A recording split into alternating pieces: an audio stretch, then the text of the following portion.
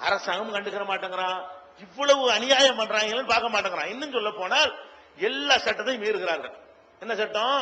நம்ம நாட்டில் ஒருத்தன் பணம் வச்சுக்கிறதா இருந்தா வரி கட்டி தான் வைக்கணும். எவ்வளவு நீ பணம் வருதோ அதுக்குள்ள வருமான வரி கட்டணும், கணக்கு காட்ட வேண்டும். அது இன்கம் டாக்ஸ்ல என்ன செய்யணும்? உன்னுடைய வருமானம் எவ்வளவு, அதுக்கு வரி இவ்வளவு ஒண்ணு கட்டணும். அதை தாண்டி ஏதாவது இருந்தா உள்ள நுழைஞ்சு அரசாங்கம் ரெய்டு பண்ணணும். மத்தியில பல துறைகள் இருக்கிறது, ரெய்டு பண்ணணும். இப்ப நான் கேட்கிறேன், இந்த சாய்பாபா ஆசிரமம், கல்கி ஆசிரமம், காஞ்சி மடம், இந்த மாதிரி இந்த நித்யானந்தாவுடைய ஆசிரமங்கள் எல்லாம் திடீர்னு நேத்தா வந்துச்சு, பல வருடங்களாக இருக்கிறது. அதை பார்த்தாலே ஒரு குருட்டு மதிப்பு போட்டா கூட 10,000 கோடி தேரும். அந்த இடங்களுக்கும் அதுல உள்ள கட்டணங்களுக்கும் அதுல உள்ள வேற வேற மெட்டீரியல் எல்லாம் சேர்த்தா எங்கே போயிடும்? இத்தனை 1000 கோடிக்கு சொத்துக்களை வச்சுக்கிட்டு இருக்கிறான. நீ சினிமாக்காரன் எல்லாம் போய் ரெய்டு பண்றிய, ஒவ்வொரு பணக்கார தொழிலதிபர் எல்லாம் போய் ரெய்டு பண்றிய, 25 ரூபாய் லஞ்சம் வாங்கினாண்டு அவனை முகமூடி போட்டு கூட்டிட்டு போறிய. எத்தனை 1000 கோடி பணம் அவர்கள்ட்ட இருக்கிறது, அதுக்கு வரி காட்டினானா? இந்த பணம் வரி மட்டும் கட்டினா பத்தாது. ஒரு ஆனானப்பட்ட முன்னாள் முதலமைச்சர் வருமானத்துக்கு அதிகமா சொத்து சேர்த்துட்டாங்கன்னு சொல்லிட்டு நீதிமன்றத்துக்கு ஏறி இறங்கிட்டு இருக்காங்க. அம்மா 5 வருஷமா பாக்குறீங்களா இல்லையா? ஆனானப்பட்ட ஜெயலலிதாவே வருமானத்துக்கு அதிகம் போய் நுழைஞ்சீங்களே.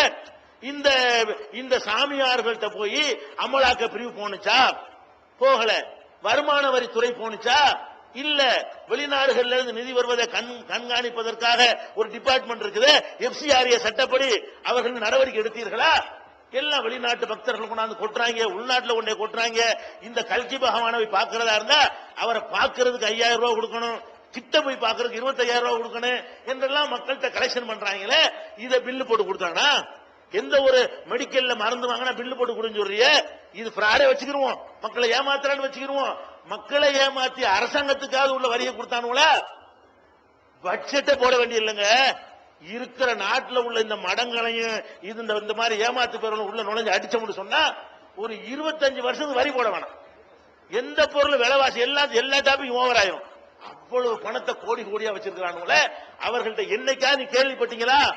வருமான வரி சாய்பாபா வருமான வரி இலாக்கா சாய்பாபாவோட கணக்கு கேட்டார்கள். ஏன் கேட்கல? எப்ப பேசுவாங்க? இந்த மாதிரி மேற்று ஆகி மக்கள் எல்லாம் கொந்தளிச்சு போகும்போதுதான் ஒரு ரைடு பண்ண போறோம், அவங்களை செக் பண்ண போறோம்னு சொல்றாங்களே தவிர அப்படி அவங்க செல்லப்பட இந்த நாட்டில் சட்டத்துக்கு அப்பாற்பட்டவர்கள். அவ்வளவு வேணாங்க.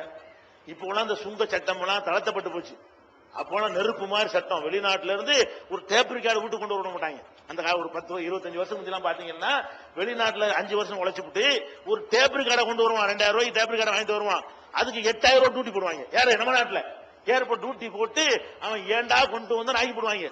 வெளிநாட்டுல இருந்து எந்த பொருளும் வரக்கூடாதுன்னு இருந்த காலம். புதிய பொருளாதாரம் ஃப்ரீ பண்ணிட்டாங்க. அந்த காலத்துல காஞ்சி சங்கராச்சாரியர் இருக்காருல்ல, மூத்தவர், இறந்து போனார்ல பெரியவர், அவருடைய சதாபிஷேகம், அவருடைய 100வது பிறந்த நாள் சொல்லிட்டு அதுக்கு தங்க கோபுரம் அமைக்க போறோம், தங்கத்தில் அது பண்ண போறோம் சொல்லிட்டு வெளிநாட்டில இருந்து தங்கம் வருது. வெளிநாட்டிலிருந்து தங்கம் வருது. ஏர்போர்ட்ல எந்த சோதனையும் இல்ல, மத்திய அரசாங்கம் கண்டுக்கிறது கிடையாது. அந்த பல கிலோ கணக்குடைய தங்க கட்டிகள் சங்கர மடத்துக்கு வருது. எதுக்கு சுங்கத்துறை, எதுக்கு அமலாக்க பிரிவு, எதுக்கு வெளிநாட்டு நிதியை கண்காணிக்கிறது, எதுக்கு அவங்க எங்க போனாங்க? வந்துச்சா இல்லையா? பேப்பர்ல வந்துச்சா இல்லையா? அப்ப இந்த மாதிரி வெளிநாடுகள்ல இருந்து கோடி கோடியா பணங்கள் வருகிறது, அதுக்கு வரி போட மாட்டேங்கிறான். அது மாத்திரம் இல்ல, இவர்களுக்கு யாராவது நன்கொடை கொடுப்பார்களே ஆனால் அதுக்கு வரி விலக்கு. இவங்களுக்கு யாருக்கு? ஏற்கனவே பிராடுக்கு பிராடா என்ன பண்றாங்கன்னு கேட்டா அவங்களுக்கு வரி விலக்கு செய்வோம். அப்ப இந்த சாமியார்களுடைய இது ஒழியாமல் இருப்பதற்கு காரணம் என்னன்னு கேட்டா அரசியல்வாதிகள் அவங்க காலில் விழுந்து கிடக்கிறார்கள். அரசியல்வாதிகள் அவன் தான் ஆட்டி படைக்கிறான். அவர்கள் சட்டத்துக்கு அப்பாற்பட்டவர்களா இருக்கிறார்கள். எல்லா மடங்கள்லையும் மான்தோல்ல உட்கார்ந்துருப்பாங்க. மனத்துறை எங்க போச்சு? ஒரு கொக்கு சுடுறவனை புடிச்சுக்கிட்டு என்ன ஆட்டுறீங்க நீ? காட்டுல ஏன்டா அப்படி செய்யறானு? ஒரு கொக்க சுட்டாண்டா வன சட்டத்தை மீறிட்ட அப்படிங்கிறாங்க. மீன் பிடிக்கிற மக்கள் கடல்ல போய் அட்டைன்னு ஒரு ஜீவன், அதை பிடிச்சி சீனாவுக்கு ஏற்றுமதி பண்றாங்க, நல்லா காசு வரும். அட்டையை பிடிச்சாந்து வைங்க 7 வருஷம் தண்டனை. கடல்ல கிடைக்கிற ஒரு செல்வம் அது வனத்துறையில பாதுகாக்கப்பட்டது, வனச்சட்டமா வனத்துறையில உள்ளதுன்னு சொல்லிட்டு அட்டையை போய் வேட்டையாட முடிய மாட்டேங்குது, ஒரு கொக்கு போய் வேட்டையாட முடிய மாட்டேங்குது. அப்ப இந்த மாதிரி எல்லாம் இவனையெல்லாம் நோண்டக்கூடிய நீ நம்ம நாட்டு சட்டத்துல மானை கொள்ளலாமா? மானை வேட்டையாடக்கூடாது, அது வனப்பிராணி, வனவிலங்கில் சேர்ந்தது. புலியை வேட்டையாடலாமா? அது வனவிலங்கு.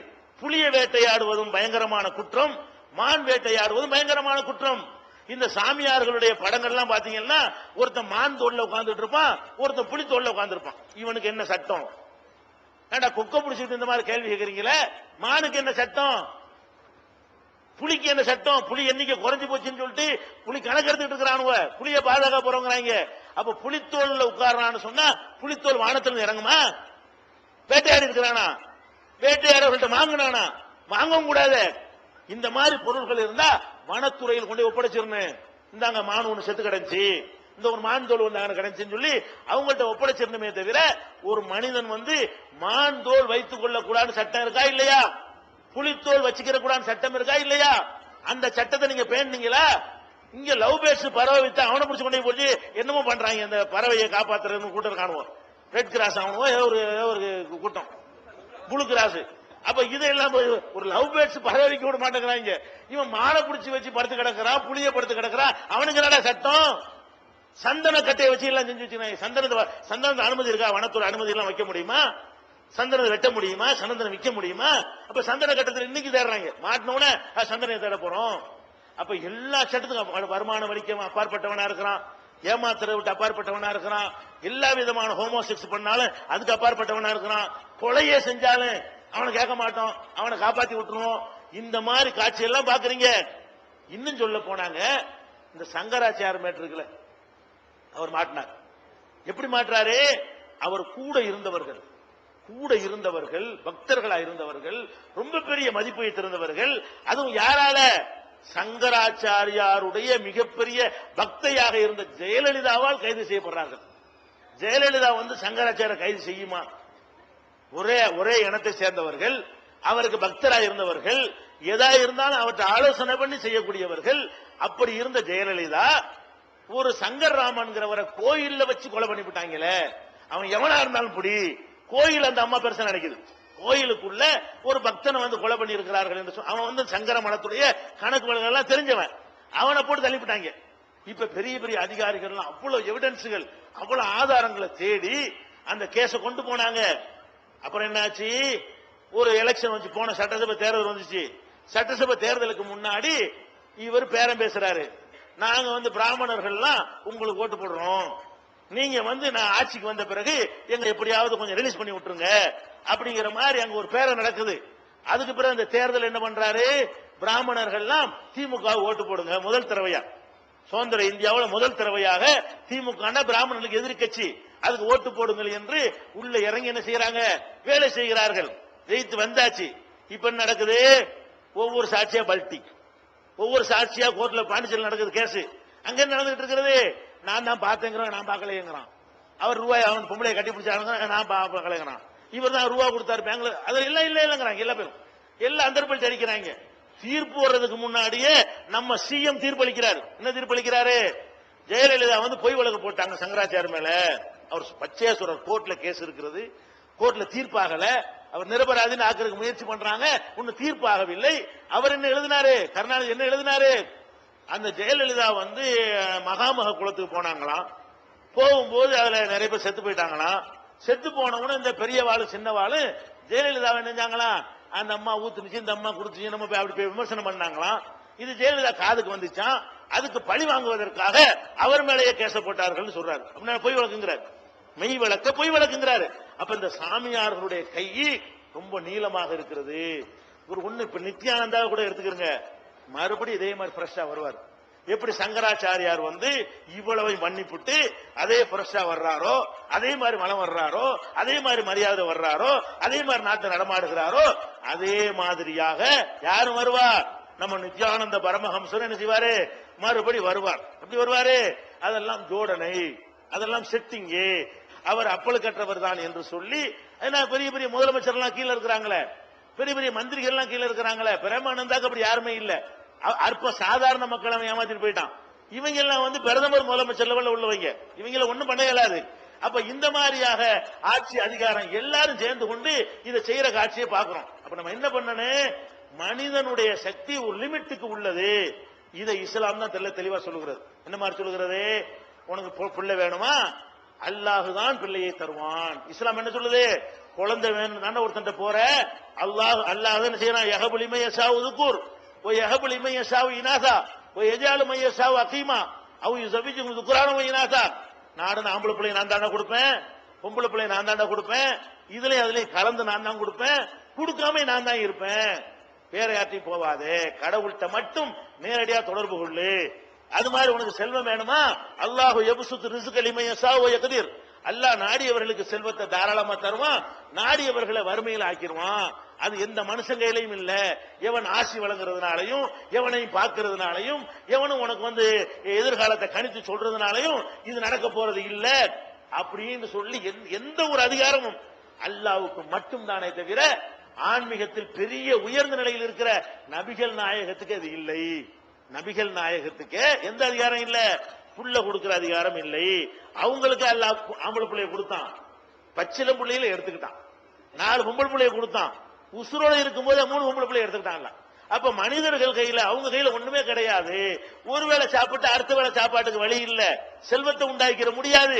இப்படி எல்லாத்தையும் அறிவுபூர்வமாக லாஜிக்காக மக்களை ஏமாத்தாத வகையில அவங்க ஏமாற ரெடியா இருந்தா கூட அதை எச்சரிச்சு திருத்துற வகையில் நபிகள் நாயகம் ஸல்லல்லாஹு அலைஹி வஸல்லம் காட்டி தந்த ஆன்மீகம் இருந்தது. எப்படி இருந்தது?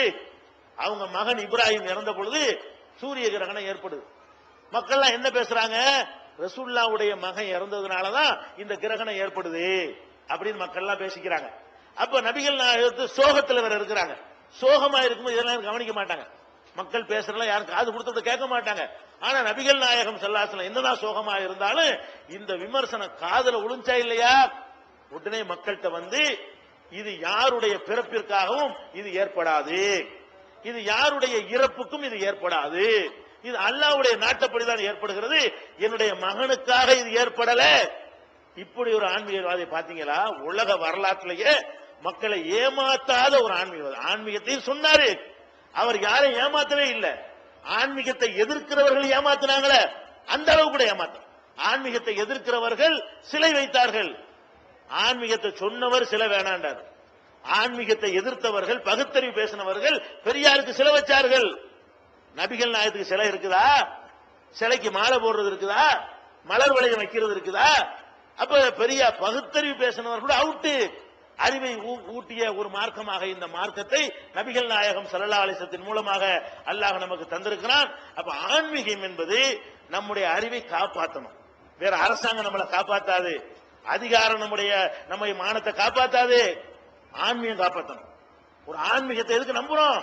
மனுஷன் நம்மளை ஏமாத்திடுவான், கடவுள் நம்மளை காப்பாற்றுவார்னு போனா அந்த கடவுள் ஏஜென்ட் நம்மளை ஏமாத்திட்டு போயிடுறானே. அப்ப அந்த மாதிரியான ஒரு நிலையில் இருந்து நாம சிந்தித்து பார்க்க வேண்டும். இது மாதிரியான பிராடு பித்தலாட்டங்களை ஒழிச்சிட்டு இந்த 2 அடிப்படை தான் உங்களுக்கு. என்ன 2 அடிப்படை? எந்த ஒரு மனுஷன் 6 அறிவுக்கு மேல ஒன்னு இருக்குன்னு சொல்றானோ அது பொய், இல்லைன்னா ப்ரூவ் பண்ணி காட்டு. எந்த ஒரு மனுஷன் மனித சக்திக்கு அப்பாற்பட்ட ஒன்றை உருவாக்கி காட்டுவேன், உண்டாக்கி காட்டுவேன், எடுத்து காட்டுவேன் என்று சொல்லுகிறானோ அதெல்லாம் பொய் என்பதை நீங்க என்ன செஞ்சிருந்தே விளங்கிக் கொள்ள வேண்டும். இன்னும் சில டெக்னிக்குகள்லாம் இருக்கிறது, அதெல்லாம் விரிவாக பேச வேண்டிய நேரம் முடிந்துவிட்ட காரணத்தினால் என்னுடைய இந்த உரையை நிறைவு செய்கிறேன். வாகுதாவான